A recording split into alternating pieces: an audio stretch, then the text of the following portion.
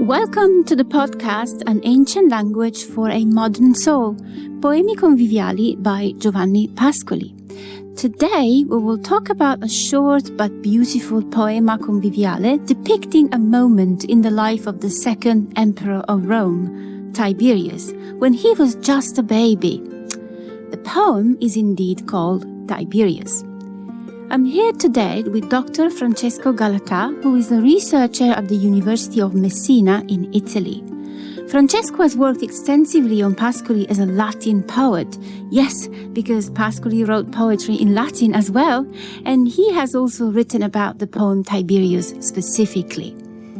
You will hear the poem in the translation by James Akers and myself, published in 2022 by Italica Press. The poem is read by Joanna Strafford, the music is played by Arianna Mornico at the Celtic harp, and since this poem is about the emperor as a baby, we chose to accompany it with the arrangement of a traditional ballad, which is also a lullaby, and which is called Iha Wa, in Irish, Good Night.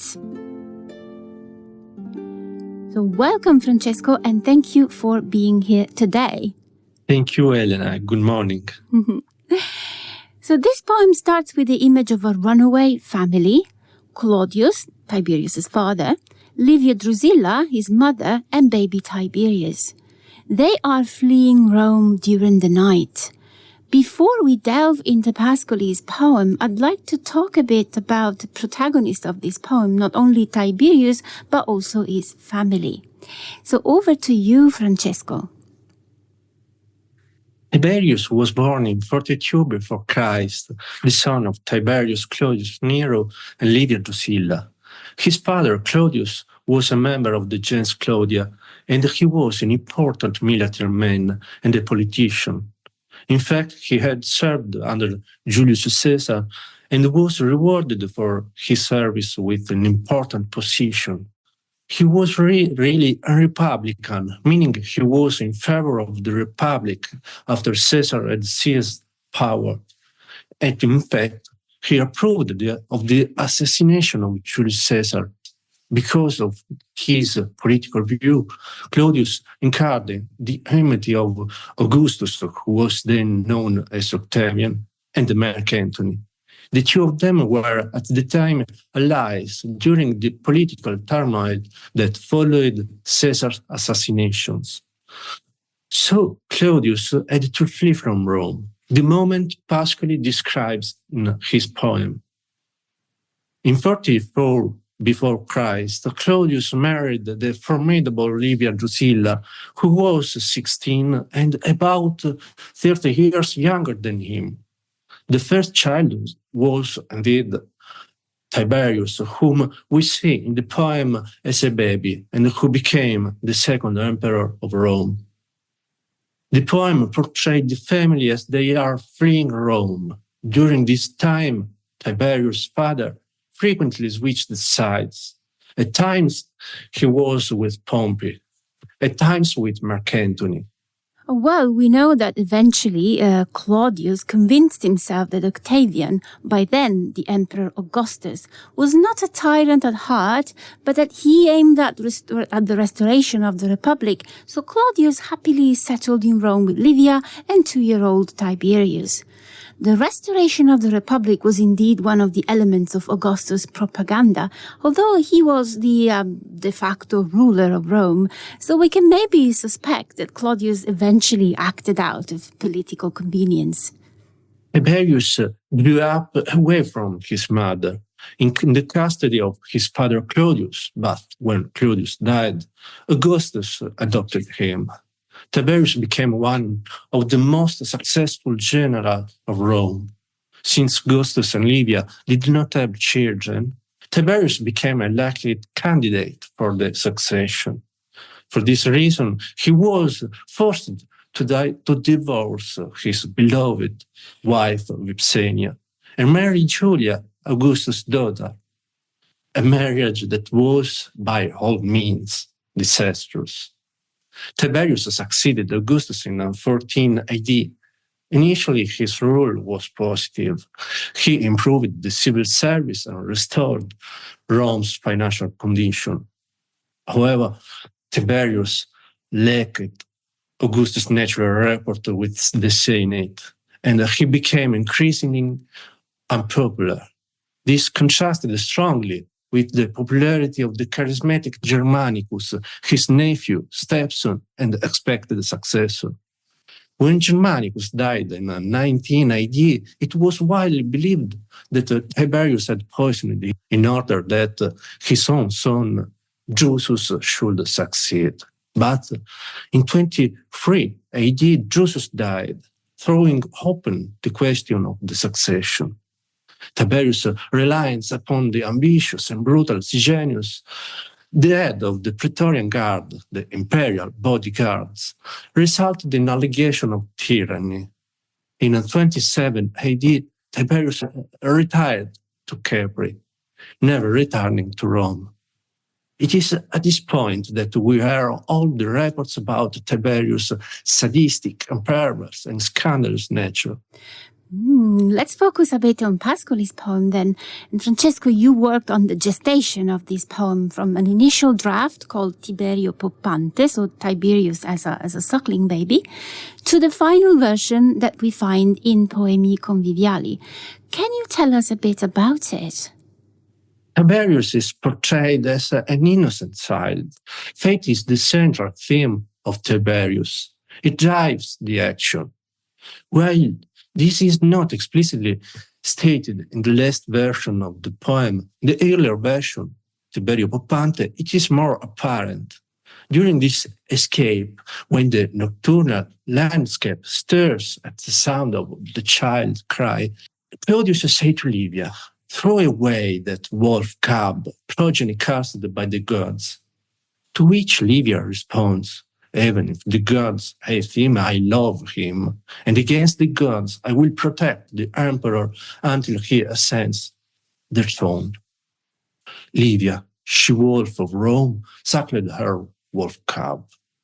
In this way, Pascoli connects the story of Livia and Tiberius to the myth of the Capitoline she-wolf and the faithful twins, Romulus and Remus. However, the omens for Tiberius' future are ominous. Despite this, Livia is resolute in facing any danger, even from the gods, to ensure that fate is fulfilled. Right, and I think that Tiberius's mother, Livia Drusilla, is quite an interesting character, a very powerful and willful woman. Well, Livia had apparently pushed Claudius to seize power and become king, at which the rational and prudent Claudius threatened to divorce her.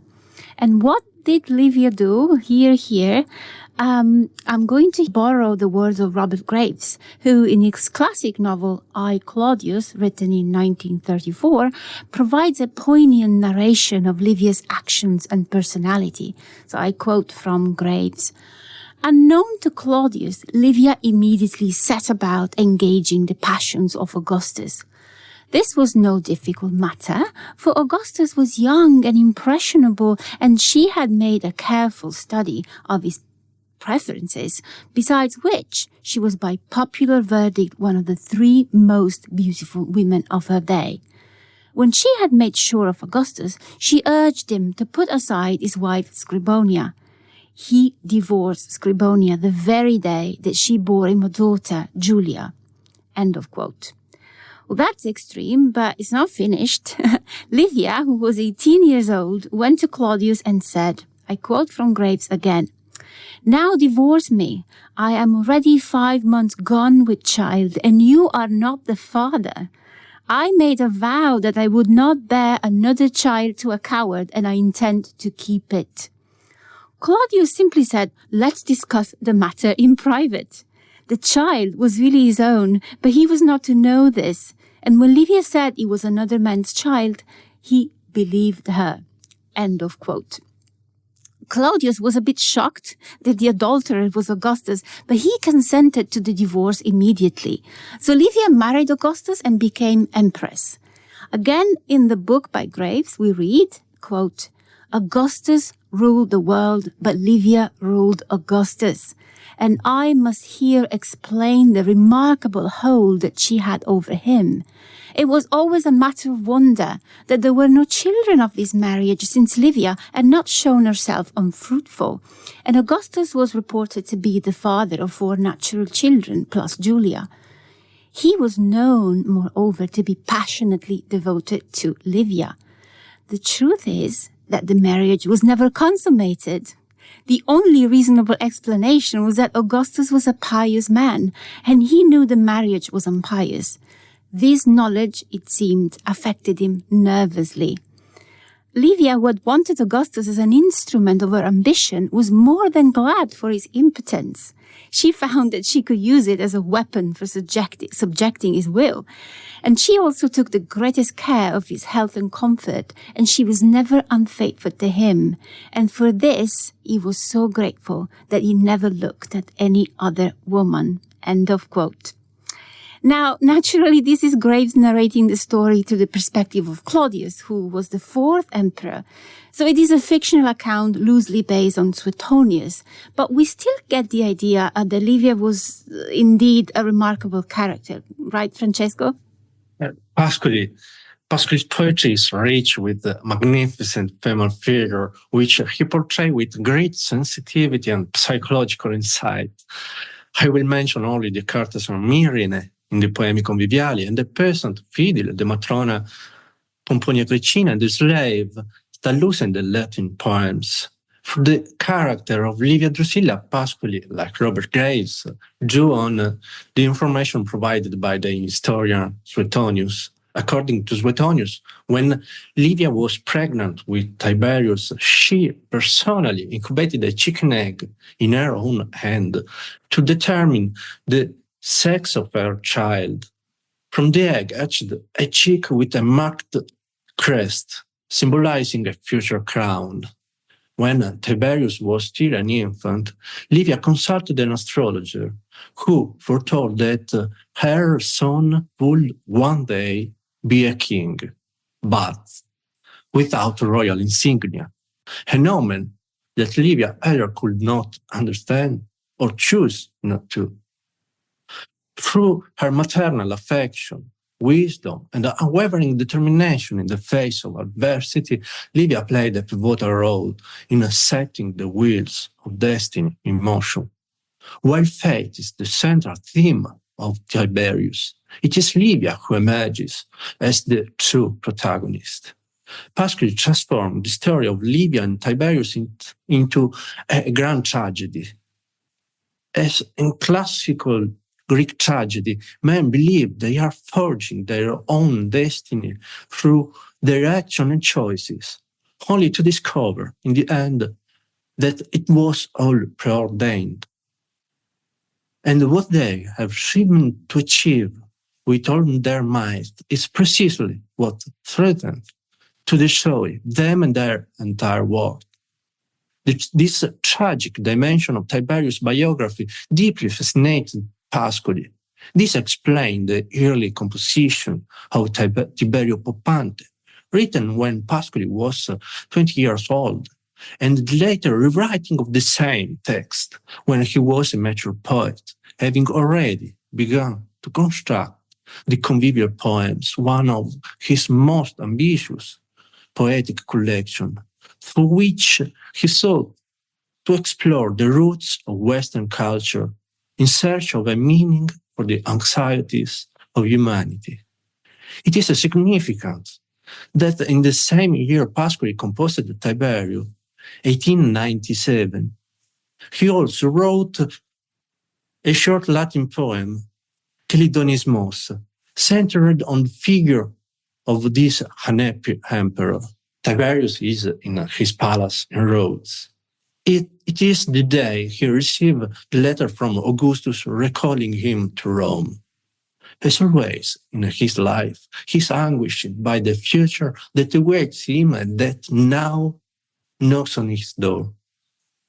He spends his time questioning astrologers and fortune tellers. That very day, he hears the traditional swallow song that announces the return of spring. He interprets this as a favorable omen, yet his soul remains troubled. In the atrium of his palace are displayed the famous sculpture group The Punishment of Dirce, also known as the Farnese Bull, now in the Archaeological Museum of Naples, and the Death of Laocoon, now in the Vatican Museums. While still listening the swallow song, Tiberius wanders among these representations of a vain struggle against death, and his anguish deepens. Pascoli uses these magnificent works of art to symbolize Tiberius' inner state, overwhelmed by force far greater than himself. What would happen when he finally became emperor, having already shown himself unfit for the role, has no place in Pascoli's poems? But there was no need. It was all already written in the destiny of that suckling child, cursed by the gods and loved only by his mother. That is very interesting. Thank you very much, Francesco, for this exploration of the roots of Pascoli's poems as we have it in the Conviviali. It's such a short poem with such a long history. And so without further ado, I'd like to let the listeners enjoy the poem we talked about. Thank you very much, Francesco, for this conversation. Thank you, Elena. That night, Claudius comes down from the mountain. The wind shifts the clouds and down spills the moonlight. It pours down onto him like a fountain as he flees. So he looks behind him, now that there's light, at Livia and the child, while all around armies travel through the night. You can hear, between the gusts of wind, the river in flood murmuring. You can hear a child whimpering and invisible treetops whispering. The trees are talking with a shiver up their spine about that childish whimper among muffled running of beasts all the way down the line. They talk under their breath, stirred and shaken by the northerlies, which have left them alone, but which stirred them up and left them shaken. From a far-off sky, the wind had blown on that slow whimper, but in the outbreath, when the thrill had gone, the child's cry is there again. The crying child is Tiberius. The wind still flows down from the depths of the sky. It drives the clouds from the mountain tops. Now the tree's whispering turns into a cry, and the looming treetops come to blows, crashing together violently. The pines are at war with the towering oaks. The elms stand proud like a row of towers, while the firs hurl themselves forward in rows, and fire blooms like a million flowers.